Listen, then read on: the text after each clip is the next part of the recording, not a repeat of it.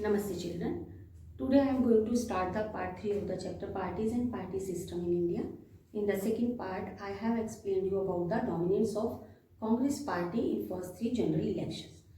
Now in this part, first we will analyze who will become the Prime Minister of India after the death of Pandit Jawaharlal Nehru in 1964.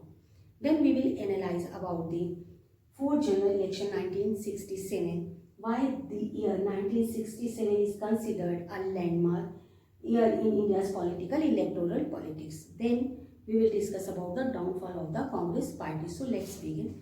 First we will take the topic that is challenges of political succession. Why? The early hours of Wednesday, May the 27th, he was again taken ill, this time seriously.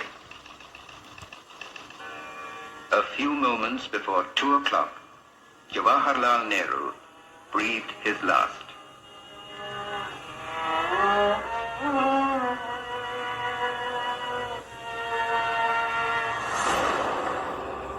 Hindustan के पहले प्रधानमंत्री जवाहरलाल नेहरू के देहांत के बाद एक पूरे युग का अंत हो गया। और फिर सवाल उठा, नेहरू के बाद कौन? और अगर इस सवाल का सही जवाब नहीं मिलता, इसका सही फैसला नहीं होता, तो एक पूरे देश का सपना, एक एकजुट हिंदुस्तान का सपना टूट सकता था, बिखर सकता था। तो एक बहुत अहम सवाल था, नेहरू के बाद कौन? Who after Nehru?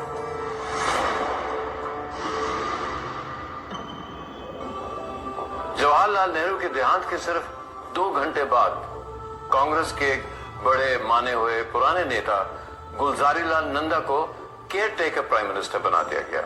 ये टेम्पररी अरेंजमेंट था, क्योंकि एक सरकार बिना प्रमुख के हो ही नहीं सकती। लेकिन नेहरू के बाद कौन? उनका असली उत्तराधिकारी कौन था? इस सवाल का जवाब शायद सिर्फ एक आदमी दे सकता था, के कामराज। कांग्रेस पार्टी के अध्यक्ष के कामराज उस वक्त देश भर में जाने जाते थे, क्योंकि 1 साल पहले कामराज ने वो किया था जिसके बारे में आज सोचना भी मुश्किल है। कामराज ने खुद ही मद्रास राज्य के मुख्यमंत्री पद से इस्तीफा दिया था और उनके इस्तीफे के बाद 6 केंद्रीय मंत्री और कई राज्यों के मुख्यमंत्रियों को कुर्सी छोड़कर पार्टी में काम करना पड़ा था। पद छोड़कर पार्टी में काम करने की इस योजना को ही कामराज प्लान कहा जाता है। 27 मई 1964 को कामराज के सामने कांग्रेस पार्टी के अंदर से एक ऐसे व्यक्ति को चुनने की चुनौती थी जिसे सब अपना नेता मान ले। Fine. So as earlier I told you, Pandit Jawaharlal Nehru died in 1964. Then question arise, now who will become the Prime Minister? So K. Kamaraj, the President of Congress Party, he consulted party leaders and Congress members of Parliament, found that there was a consensus in the favor of Lal Bahadur Shastri. As you all know, Lal Bahadur Shastri was famous for his honesty and the integrity of the Indian politics.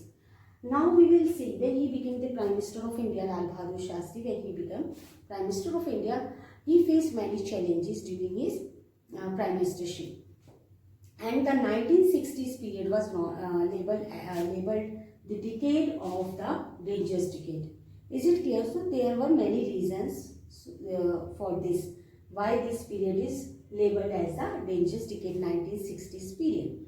First we see here, due to multiple unresolved problems like poverty was there at that time, inequality, communal and regional divisions, etc. These could lead in a failure of the democratic project or even the disintegration of the country also that time. And second we see the problem was 2 wars during this period. First India's war with China in 1962 and then 1965 India and Pakistan war.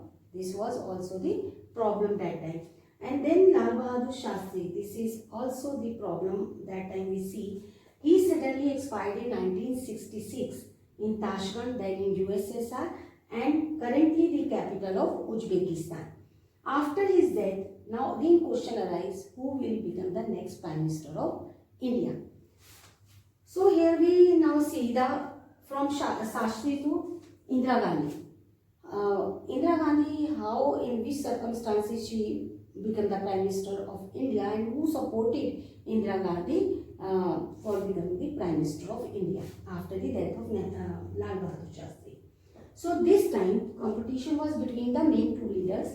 One senior leader in Congress party was the Morarji Desai, and inexperienced leader of Indira Gandhi. As you all know, Indira Gandhi, she was the daughter of Pandit Jawaharlal Nehru. In 1966, through a secret ballot among Congress MPs, Indira Gandhi defeated the Morarji Desai by securing the support of more than 2/3 of the party's MPs. Here important thing is there, those who were senior leaders in the Congress party, and they were known as the syndicates, they supported her in the belief that her administrative and political inexperience will compel her to be dependent on them for the support and the guidance, because she was inexperienced as compared to the Morarji Desai. But within a year of becoming Prime Minister, Indira Gandhi had to lead the party in the Lok Sabha election, and around this time, the economic situations of the country had further worsened, and this added to her problems. So here, now we will discuss in this situation, the 1967 fourth general election. So the year 1967 is considered a landmark year in India's political electoral history. Between 1965 to 1967, there were multiple problems in India. What were the problems?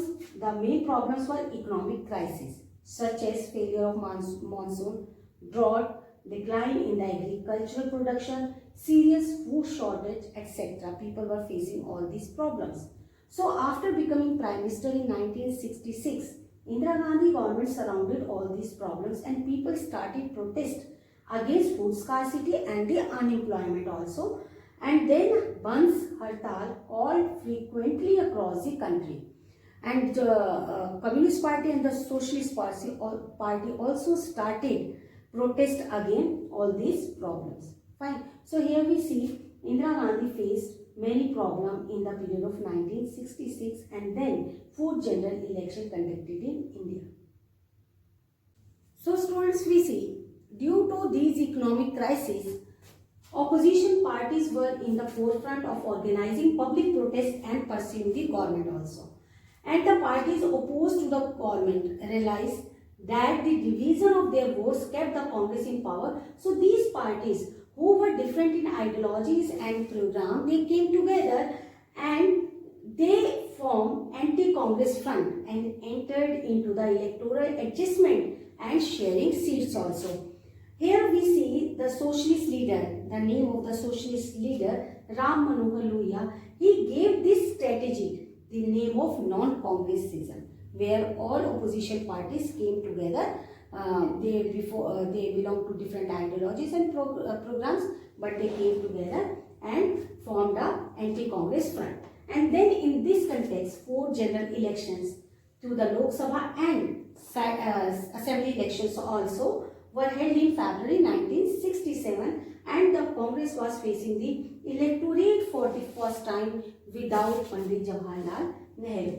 And electoral verdict of 1967, or you can say the result of this 1967 elections, were known as the political earthquake. So now question arises, this is your 2-marker question, why this period is known as, or the result you can say, result of this election is known as political earthquake. So here we will discuss about the reason of this political earthquake, about the result of 1967 election. The result jolted the Congress at both national and the state levels, and so many contemporary political observers, this is important line, many contemporary political observers described the election result as a political earthquake. And Congress managed to get a majority in Lok Sabha, but with the lowest tally of seats and share of votes since 1952. As you know, in 1952, Congress got majority of 3/4 seats. Okay, and half of the ministers of Indira Gandhi's cabinet were defeated. They were very senior leader in the Congress party, but they defeated in these elections. and including you can say K. Kamaraj in Tamil Nadu, S. K. Patil in Maharashtra, Atulya Ghosh in West Bengal, and K. B. Sahai in Bihar. They defeated. And if we will talk about the result of the state assembly, then we see in state Congress lost majority in 7 states, and in 2 other state defection prevented Congress from forming a government. And in these 9 states, if we will talk about these 9 states were Punjab, Haryana, UP, MP, Bihar, West Bengal, Odisha, Madras and Kerala. These were the 9 states. And in other states, the coalition government, this was the feature of this result of this election. Coalition governments consisted of ideologically diverse groups. These were called Samyukt Vidhayak Dal governments. So here we will discuss about the coalition governments at that time. In Bihar, SSP and PSB along with CPI on the left and Jan Sangh on the right came together to form the government. And in Punjab, if you will see, it was called Popular United Front and comprising 2 rival Akali parties, Sant groups and the master groups, with both the Communist Party CPI and CPI-M. And along with, you can say, the SSP and the Republican Party and the Bharatiya Janata came together to form the government. So here we see the emergence of coalition, and no single party at that time had got majority in the elections. One more, if we will talk about the feature of the result of this 1967 election, we see defection. As earlier in 10th class, you have already studied about the meaning of defection. Here once again I will explain you the meaning of defection. So defection means an elected representative leaves party on whose symbol he or she was elected and joined the another party. So here we will see the example of Gayalal. He was an MLA in Haryana in 1967. He changed his party thrice in a fortnight, from Congress to United Front, back to Congress, and then within 9 hours he rejoined the United Front. So here in this topic, elections result of 1967, we see coalition and defection was seen in these elections. So this is all about the part 3. In the next part, we will discuss about the split up in Congress Party in 1969 and the midterm election of 1971. Thank you.